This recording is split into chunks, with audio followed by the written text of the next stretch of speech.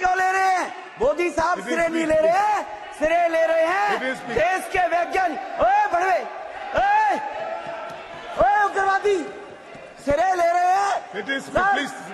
ए उग्रवादी, बोलने नहीं दूंगा कभी खड़ा होगा, ये बता रहा हूं।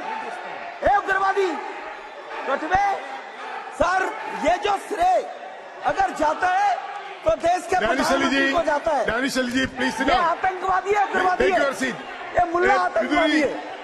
इसलिए सर अभी मैं बताना चाहता हूँ,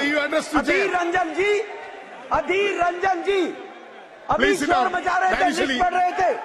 उस लिस्ट में अधीर रंजन जी जब लिस्ट पढ़ रहे थे 1975 से लेकर अभी तक, इसकी बात करते रहना जी। बाहर देखो इस मुल्ले को, अभी रोज पढ़ रहे थे सर। इसरो ने वर्ष 1975 से अब तक 52 प्रक्षेपण